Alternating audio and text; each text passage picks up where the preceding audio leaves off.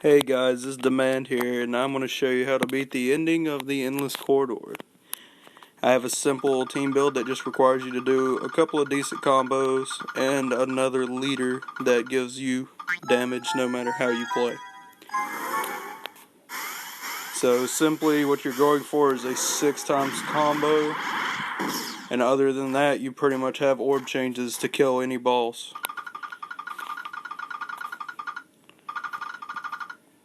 What you should keep in mind is that some of the bosses can one-hit you. They also have a lot more HP than any other monsters in the dungeon. So if you're a new player or a newer player, then you should probably stay away from playing the Endless Corridor until you can get some really good monsters out of the egg machine.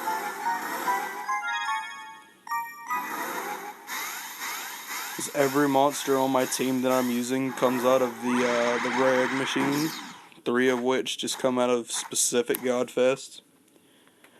I've been lucky with my egg machine rolls, I guess. They're not the monsters I would love to have, but they are monsters that go together really well and can depend upon each other very, very often.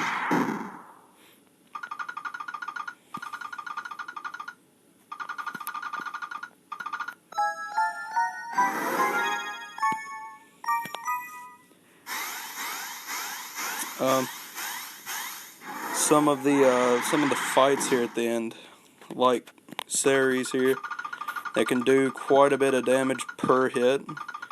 If your team's HP can't handle it, then you're probably going to lose this dungeon around here, especially since their attack timer is really, really close together. Like, I think her standard attack timer is 2, but she can spawn in with 3. Keep that in mind, because if they spawn in one off, she could also spawn in with 1 turn timer, and if you can't get rid of her, then you're gonna have a bad time beating this.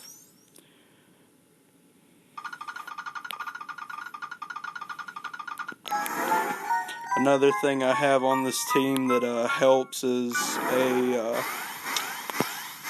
a turn reducer for the enemies that just stalls their turn by 1.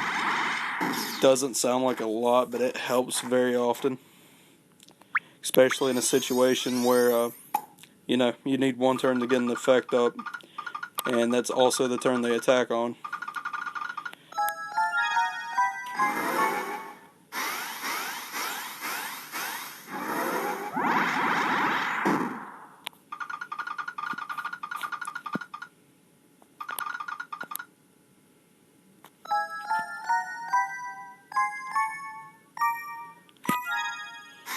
So all you really have to worry about in this dungeon is these final few bosses, especially Hera and Zeus, who on most occasions will spawn in on a 1-timer. They may spawn on a 2-timer, which isn't bad.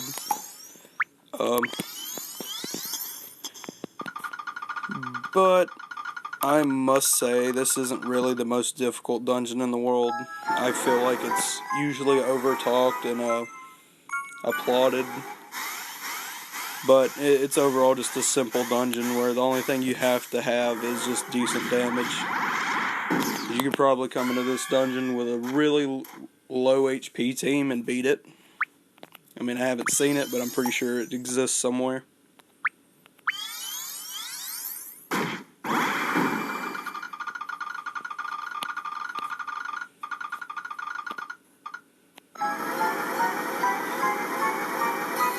And this should be the end of the dungeon.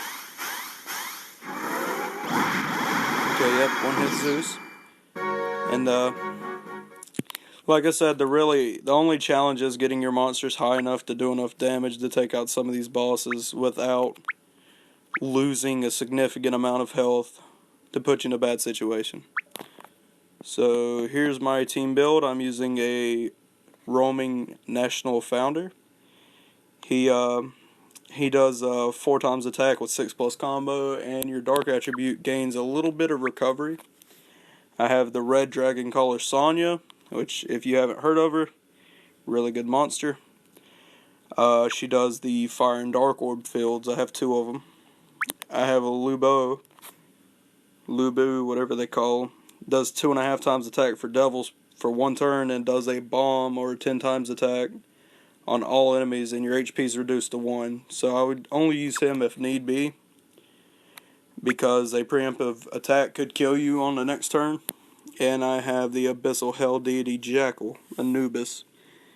I honestly just have him on this team for HP, and if I need Dark Orbs, I don't have any wood monsters, so they help. That is my guide for beating the Endless Corridors. If you like the video and the instructions, please rate, comment, subscribe. If there's any criticism that you would like to give, please comment. I'm open to any positive or negative criticism. But if we can get some followers on this channel, I may do more videos.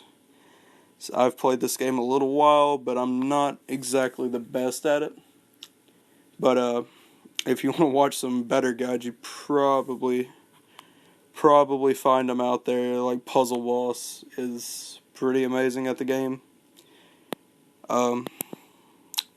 But anyways, I'm Demand, and well, see you next time.